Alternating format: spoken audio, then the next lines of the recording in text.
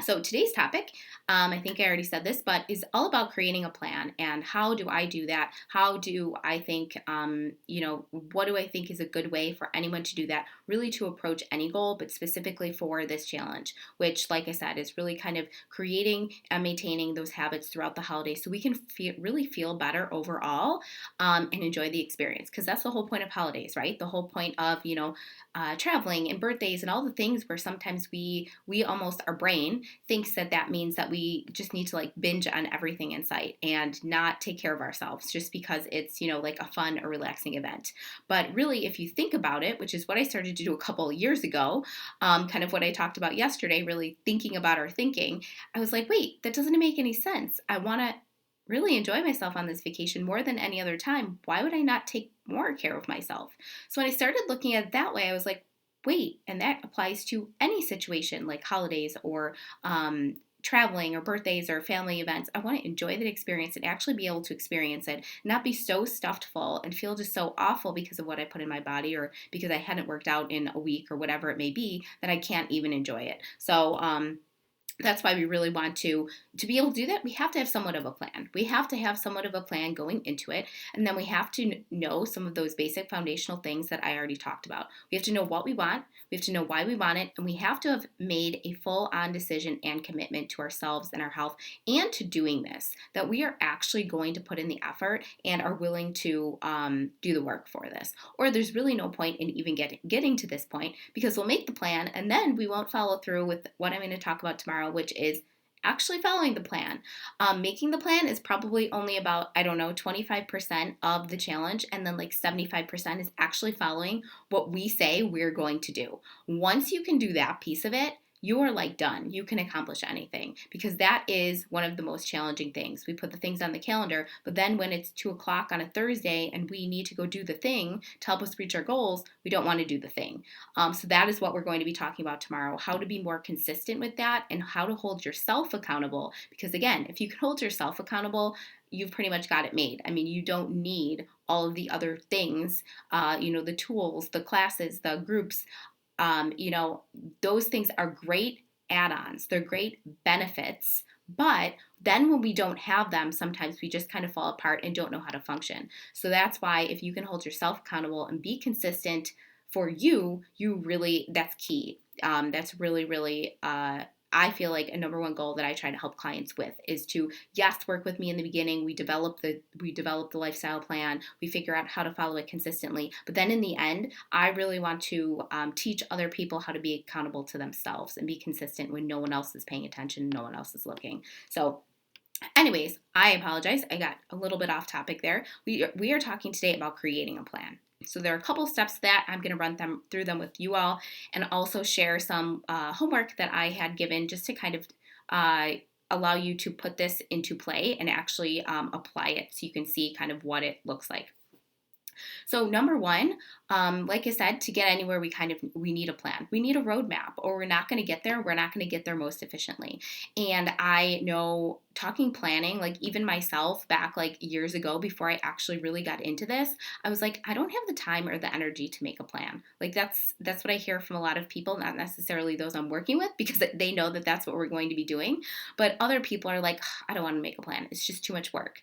But little does everyone know, when you take that time in the beginning to create that plan, you're actually saving yourself so much time, energy, and headache later on, because it's actually just such a weight off of your I'm not even sure the right way to say this. It saves so much mental energy, that kind of spinning that we have going on in our brain when we're like, oh my gosh, I need to do these 10 things, but I don't know when I'm going to do these 10 things, but I really need to do these 10 things, and I need to lose weight, and I need to do this. Once you have it all out of your brain and onto a calendar or onto a planner, whatever it may be that you know you're going to follow, it's like such a weight off. Like you don't even have to think about it anymore. And I follow this process now, really in my work life, my home life, with really everything. Somewhat of what I'm going to share today that has been so, so helpful for me to be able to take that kind of weight off my mind as I go through my day to day. I heard this once, that your brain is not a storage tool, it's a processor. So basically, it's not meant to just hold all that stuff up there. It's really meant more to process. And when we're relying on it, it's like holding all of our stuff that we have to to do, it can really bog us down. It can really make us feel more mentally drained and tired than we really need to be. And who needs that? I know I don't. I don't need any more energy zapped from me than already is from just daily life and things that I'm doing. So we're going to dive into it. So like I said, you have to think back to what we already covered. What is it that you want? Your why? Think back to that full commitment and that decision that you made. Really, really key. Okay, and then we want to identify the time frame we're looking at. So if we're talking like holiday planning, like maybe you'd be looking at the month of December, maybe you would be looking at the week of Christmas or whatever holiday it is that you celebrate. I always want us to keep in mind that we are looking at this as a long-term process. I never recommend or never want to recommend that we are just saying, let's do this for 30 days and then on day 31 we'll just who knows what we're going to do. Like, we're just going to throw it all out the window. Even if we're planning for a 7-day period or a 30-day period, I always want you to be thinking about day 31 through forever.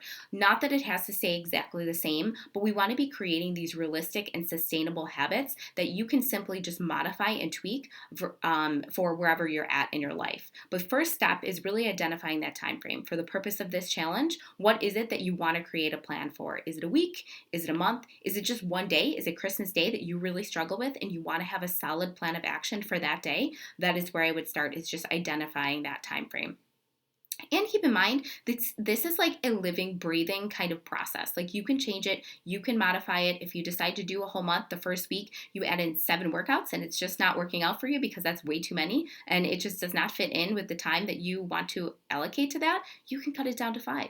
Like, this is something you can continuously modify. That's why looking at it as an overall lifestyle plan and something that you want to eventually create as kind of your ongoing like roadmap to health success, it's a lot better than just thinking that, it's all or nothing, that it's just kind of a one and done. If it doesn't work exactly the way it is, we got to throw it out the window. Not the case at all. We want to continuously keep what works and get rid of what doesn't, and take feedback along the way, and not consider ourselves failures when something doesn't work. That just means we're closer to finding out what does. So that's the first thing, identify the time frame. So this next piece is really where you're going to break down the how. What are the pieces of what you're actually going to do? So like I said, the first piece with the time frame, let's say for me, I'm going to say like the month of December. And then the week of actually Christmas, I am traveling. So my schedule, my calendar, my plan is going to look a little bit different. But this next piece is actually going to stay the same. So what we're going to break down in here is what are the pieces that you actually need to do to reach your goals, to get the results that you want to get. So for the purpose of this challenge, we want to feel more in control. We want our clothes to fit the same or better than they did before the holiday season, or this is just an example that I'm giving that's relevant to this challenge. We want to be able to walk into a room and feel confident and know that we're going to make intentional choices, that we can have one cookie and that we don't have to have 20 or 30 or 40 or whatever it is. I don't think any of us are really eating 20, 30, 40 cookies, but maybe that we can have one and we're not going to have 5 or 6. So those are the things that we really want to focus on. What do we need to do to get there? So a couple of the things that I included as an example is I like to have movement throughout the month and throughout the holiday week, and even sometimes holiday morning. So I have a goal number that I want to get in. So usually for me, that's around 4 or 5. So that's one example of some things that I need to do. I want to drink water throughout the day. So if I'm having drinks like alcohol or coffee or whatever it may be, I'm also hydrating myself and I'm still feeling good in that way. I'm also filling myself up. So I am going to eat less when I'm continuously drinking water. I want to incorporate my mindful eating tips, which I will be talking about not tomorrow, but the next day, the last day of the challenge. So that will be Friday. That will be day 5. And I will be breaking those down, and I want to incorporate those. Those are things that I want to do, and pretty much it's something that I do throughout the entire season, throughout that holiday week, throughout the entire season. That's not necessarily something I need to calendar. It's just something I need to keep top of mind. So for anyone who's starting off with this, that might be putting a reminder in your calendar at the beginning of the day to read through those. Remind yourself what those are, because a lot of times when we're developing these new habits, we need somewhat of a trigger in a positive way, something to remind us that we are doing these things, because otherwise it's really, really easy to forget. So for me, like I said, an example is exercise 4 times a week, water throughout the day, practicing my mindful eating tips. I have notes here, so I'm just looking to see what else I included on my example. And then for me, it's 1 to 2 meals following my meal template. It does not matter what day it is, doesn't matter if it's a holiday, doesn't matter if it's no holiday week, things are crazy. Even if I'm going out to brunch, going out to dinner, if I'm having a family party at night, I'm still going to keep 1 or 2 meals the same. So then I'm going to be listing out all of these things. When do I need a grocery shop? When do I need to make sure that I have snacks? I'm traveling throughout the month of December. We're actually going to Disney for Christmas. Super excited. But it means that I'm going to be completely off my routine. I don't know what's going to be around. I don't know what stores are going to be open. I don't know what I'm going to be able to get where. So I have to make sure that I'm planning into my calendar to go to the grocery store before we leave to make sure I have some healthy snacks for myself, for my daughter, but also for when I get there. So if it's like, okay, I have to wait a little bit to be able to get the foods that I want, to feel the way that I want to feel, that I'm going to be able to do it. So those are all things that I fully list out and then I plug into my calendar. And I don't think that I'm able to share my calendar on Facebook Live, but I plug it all in there. So then the other thing is to be able to do these things. What we talked about yesterday is that our actions are actually driven by our feelings created by our thoughts. So to be able to do these things continuously, we have to know how do we need to feel to be able to drive those actions. And for me, that's motivated, committed, confident, focused, determined. Those are the emotions that I know I need to fuel those actions. Discouraged, defeated, unmotivated, tired. Those are all emotions that we naturally feel, and they do not drive those actions that I talked about. They drive inaction, quite the opposite. They drive staying in bed. They drive eating from the drive-through all the time because we are not motivated to do the work that we need to do. So what we really need to do then is we know what we want to feel. What do we need to be thinking to create those feelings? So we really have to work it all the way back, and that's what goes back to your why, the thing that I talked about on day 1. What do we need to be thinking to create these emotions? And I just noted a few things here. For me, it's I know I will feel so much better when I do this. I've got this. I'm going to do this no matter what. I can make this work. How can I make this work? Asking yourself those questions. How can I do this? What is available to me? Shifting it around when we're feeling kind of like we're in a negative place is really going to help you get better results. So again, you're making a long, exhaustive list, and then you're plugging it into your calendar. And the other tool here that can be really useful is if you're kind of coming up with, well, I don't know what I need to do. I don't know what I would be thinking or feeling. Put yourself in the mindset of you in several months who is the person who has already accomplished this. What would that person be thinking? What would they be feeling to do these things? Likely some of the emotions I shared before: motivated, committed, focused, driven, determined. And then what would you be thinking to feel those things and then what would you be doing? Likely a lot of the things I talked about. You'd be getting in regular movement throughout the week. You would be making sure that you're eating, in a healthy way, 1 or 2 meals while you're incorporating some of those other things you really, really love. So those are just some examples, but I am happy to hop on a consult call with anybody who's interested in walking through what a plan may look like for you, whether that's for the holidays or after the holidays. These are just some examples of some things that I incorporate. So basically that step there is really figure out what do you want to do that day, that week, that month. List it all out, whether that's workouts, that's water, that's mindful eating, which we will go over on day 5, and then start to plug it into your calendar. I literally use a Google Calendar, and I will put in some of the things, which is the next step. Look ahead at your time frame and what are the pieces that are like immovable. I don't know if that's a word, but I say it all the time, like whether that's Christmas, whether that's, for me, we're going to Disney on Christmas Eve and Christmas Day. So I know we're going to be gone for like 8 hours. So those are things that I'm plugging in, and then I'm looking at the day and I'm like, okay, green smoothie before I go, packing snacks throughout the day. So whether I do grab lunch while we're at Disney, it's not going to be quite as much, and I know I'm going to have something healthy to have along with it. So I'm going to feel better throughout the day, and I'm also going to feel more in control because I have already prepared myself and made that decision beforehand going into it. I know I have my travel blocked off. So what do I need to do that morning, that night before, to prepare myself throughout the week? So breaking down all of those little pieces, and I know, like I talked about earlier on, this seems exhausting and tiring and like we don't have the time for it. But once you do it on the front end, it saves you so much time and energy on the back end because you are making those choices continuously. You're putting in that time, and then you're not stuck with nothing, and then you just kind of revert back to your own habits. Again, I'm happy to help anyone with these things.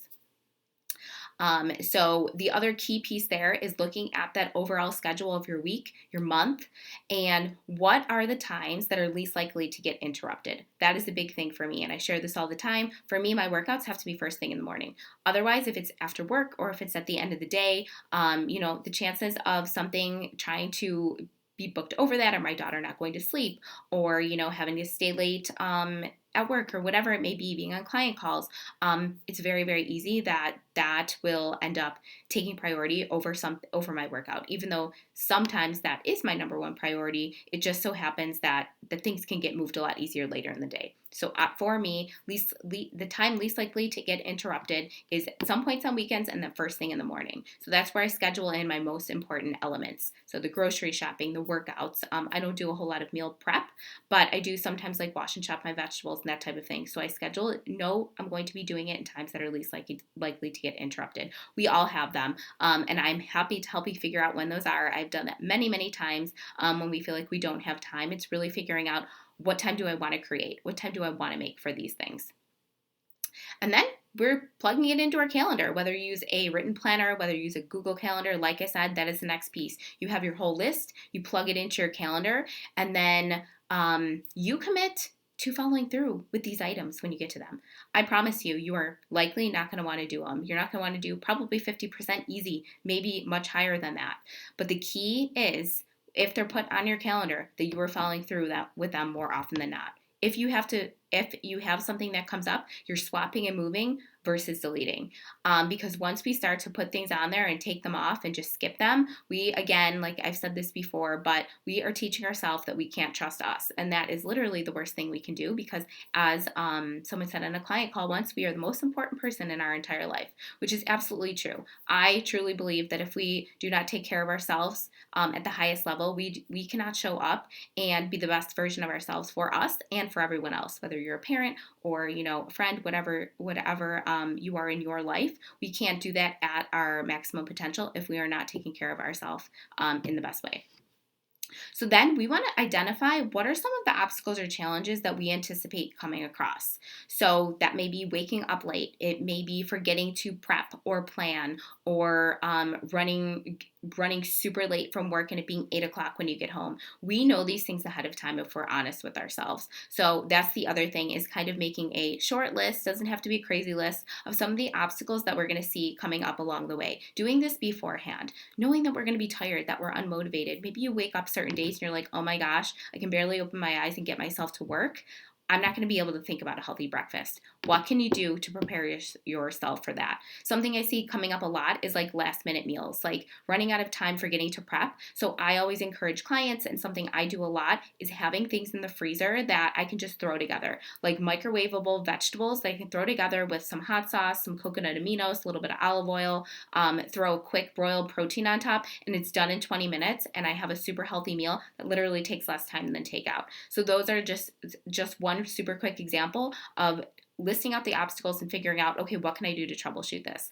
Always asking yourself those questions, what can I do here, is going to just shift your mind from that place of, I just can't do this, to, well, what can I do? What could I do if I tried? So that's what we want to do. We want to identify some of those obstacles and challenges ahead of time and then troubleshoot for them. Lastly, like I mentioned, we want to commit to all of this and honor our commitments to ourselves. Know that resistance will come, which is that is something we will talk about tomorrow. How do we actually do this? How are we consistent with this? How do we troubleshoot all the challenges and obstacles? I will talk about some ideas, some things I've seen come up a lot, and some different ways to kind of troubleshoot those things. But know that it is going to be challenging, and that's okay, because that's how we see the growth and involvement and how we actually become the best version of ourselves in both our life and our health. So I hope this was helpful for you guys. I know I kind of ran through a ton in somewhat of a short period of time. I kept it under 25 minutes, yay. But definitely give me your feedback. Please ask any questions. Like I said, I always am happy to do free consult calls. We can talk about your goals, maybe where you're getting stuck, maybe walk through a plan for you. You can reach out to me at ElenaNicoleHealth.com or on any of my social pages right here. Just drop a comment at Elena Nicole Health. And I hope you guys will join me for tomorrow's live. I also dropped the link below if you are interested in joining in on the official challenge and you're not in already. You can still do that. And invite a friend. I will also have everything linked on an archive page after too if you wanted to kind of review everything afterwards. So I look forward to talking to you guys soon.